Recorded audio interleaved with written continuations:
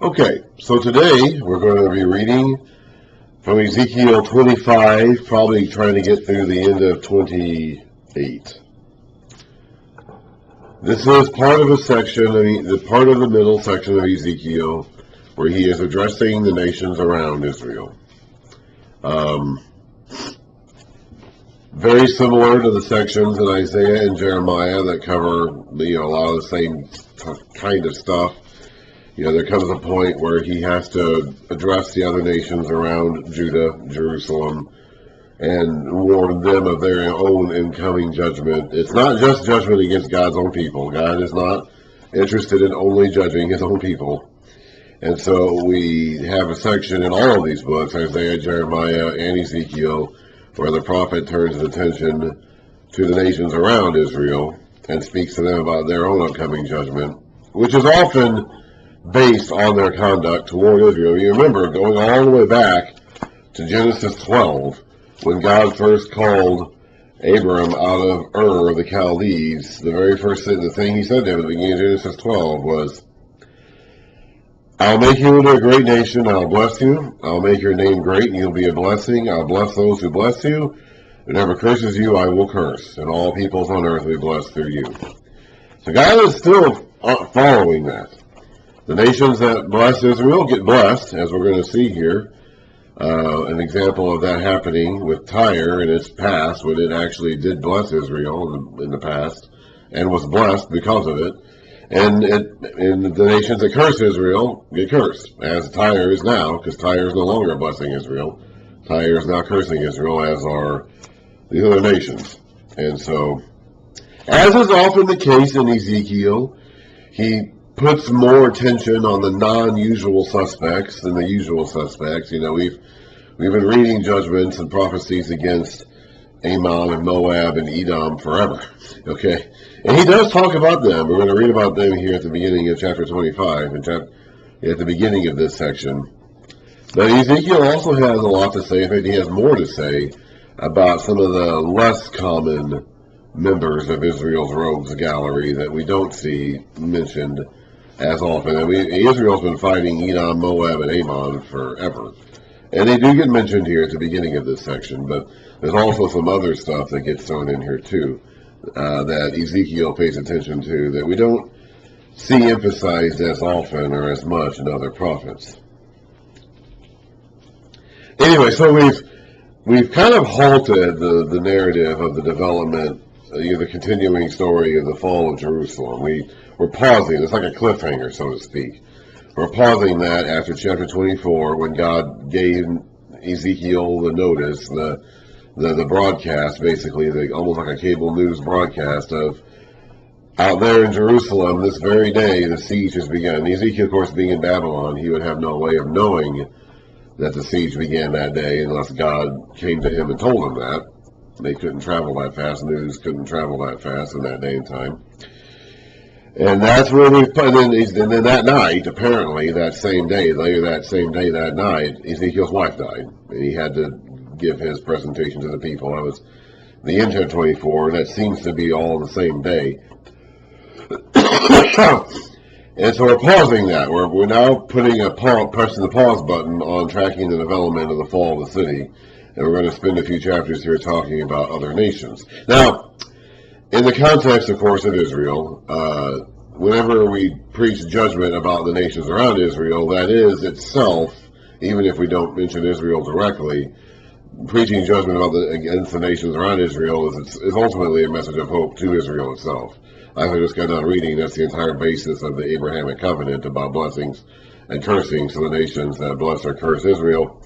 So even if Israel isn't directly mentioned here, we know that simply because God is condemning the nations around Israel, we're turning the corner from a message of judgment against Israel to a message of hope for Israel, although we won't get to the actual specific hope for Israel until later, after the city falls.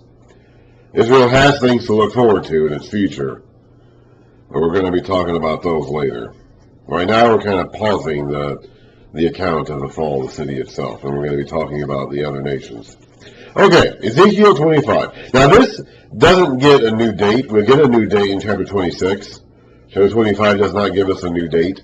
So presumably, this stuff here in 25 goes along with the stuff in 24, which was on the 9th year, the 10th month, the 10th day, when God gave Israel a live update about what was going on in Jerusalem.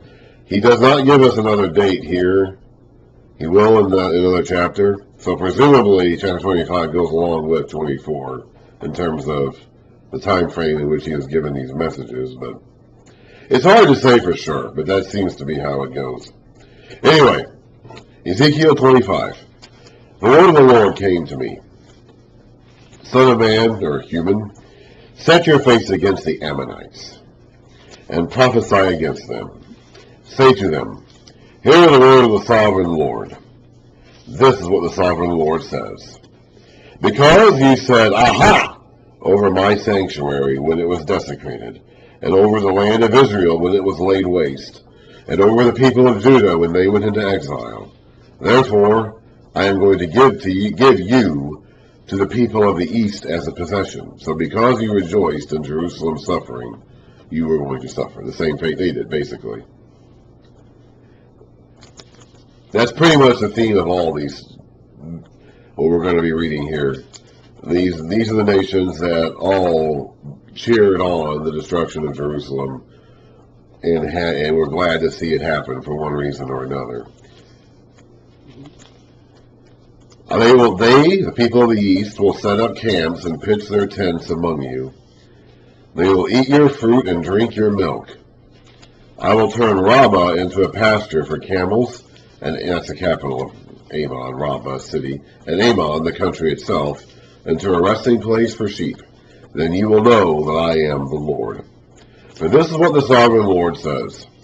Because you have clapped your hands and stamped your feet, rejoicing with all the malice of your heart against the land of Israel, therefore I will stretch out my hand against you and give you as plunder to the nations.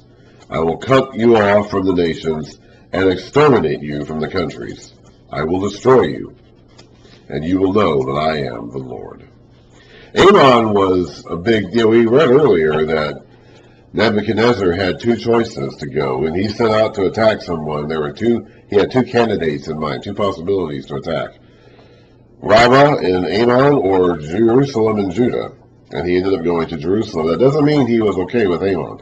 And we read in Jeremiah that Ammon, the king of Ammon, was responsible, partially at least, for the rebellion that occurred in Judah, even after the fall of the city, and Babylon appointed a governor to steward the land. And a guy named Ishmael assassinated that governor, apparently at the prodding, or at least under the protection of the king of Ammon, because he fled there once he was caught. So Ammon had its own set of issues, and they were going to be judged. I'm not sure if the people of the east refers to Babylon, Nebuchadnezzar, or maybe some other people of the east. I'm not clear. I don't honestly know the history well enough to know if Ammon was sacked by Nebuchadnezzar at a certain point or not. Seems like it, because he sacked everybody else, so why not Ammon? But it doesn't identify him explicitly as the agent in charge here. That's Ammon. This is what the sovereign Lord says. Because Moab, so this is not Moab, the country south of Ammon, Moab, and Edom all bordered Israel to the east. Ammon was the northernmost, and Moab was in the middle, and then Edom was to the south. They, of course, were all kinsmen to Israel. Ammon and Moab were descendants of Abraham's nephew Lot, and Edom was a descendant of Jacob's brother Esau, so they were brother nations. Moab and Ammon were a little bit more distant. They were Abraham's nephew's sons, so they were a little bit more distant. But Jacob and Esau were brothers, so Israel and Edom were as close as they could be. And they were all lined up east of Israel, to Israel's east side, and they all hated Israel. And Israel hated all of them. They were constantly fighting each other. Even when Israel first came up out of the land. Now, they didn't fight Edom then. When Israel first came up out of Egypt into the land, they went through Edom first. They wanted to just pass through Edom to go right into their own land. Edom wouldn't let them. Now, they didn't fight. They didn't engage in open hostilities there. But Edom didn't let them, and then they did fight Moab and Ammon later on after they got to a certain point past Edom. So they've been fighting these people forever. This is what the sovereign Lord says. Because Moab and Seir said, "Look, the house of Judah has become like all the other nations. Therefore, I will expose the flank of Moab, beginning at its frontier towns, Beth Jeshimoth, Baal Maon, and Kirithaim, the glory of that land. I will give Moab, along with the Ammonites, to the people of the east as a possession. So the Ammonites will not be remembered among the nations, and I will inflict punishment on Moab. Then they will know that I am the Lord." This is what the sovereign Lord says. Because Edom took revenge on the house of Judah and became very guilty by doing so. Therefore, this is what the sovereign Lord says. I will stretch out my... Now, we've read about this in Obadiah. The whole book of Obadiah, a short book, is about Edom, and Jeremiah has a lengthy section about Edom as well that says much the same things as Obadiah says.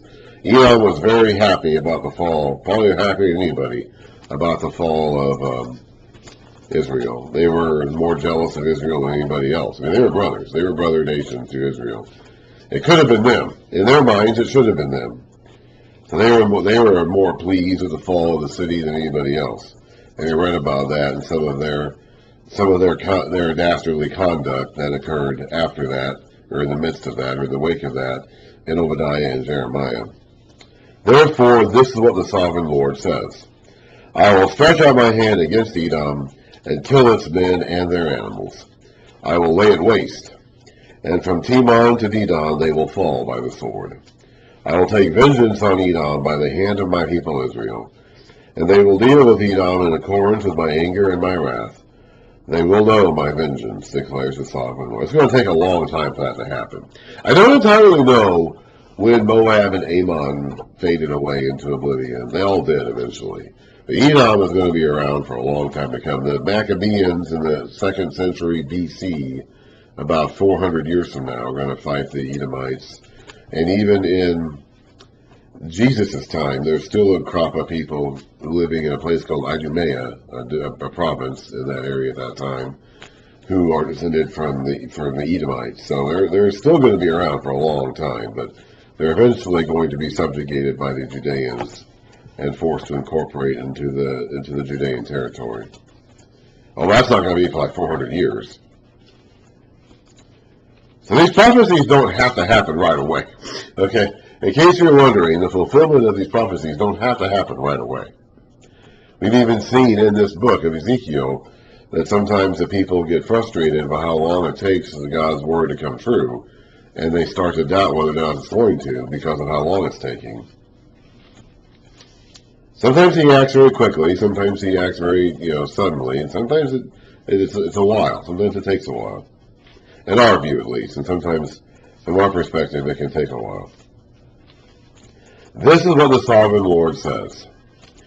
Because the Philistines acted in vengeance and took revenge with malice in their hearts, and with ancient hostility sought to destroy Judah, therefore this is what the sovereign Lord says. I am about to stretch out my hand against the Philistines, and I will cut off the Kerethites and destroy those remaining along the coast. I will carry out great vengeance on them and punish them in my wrath. Then they will know that I am the Lord when I take vengeance on them. The Philistines are going to be gone someday too. Somehow or another, that territory ended up getting named after them. Palestine itself is a word that basically means Philistine. It's equivalent to Philistine. So that land that we call Palestine today somehow ended up getting named after the Philistines. Now, they weren't even natives there. They came from some islands in the Mediterranean Sea back in the early days of the Judges. And somehow they ended up getting the land that we still use to this day, that name Palestine, and we still use to this day that word that ultimately means Philistine. So that was Ezekiel 25. By the way, the Kerethites were a group of people that David used to know. If you remember that word Kerethite, David used to have them in his private army. So they used to be on good terms, at least with some of the Israelites. Anyway, so that's Ezekiel 25 with a bunch of different things to say to different nations. And now we're going to get into an extended section for the next couple of chapters about one place in particular, and that's Tyre.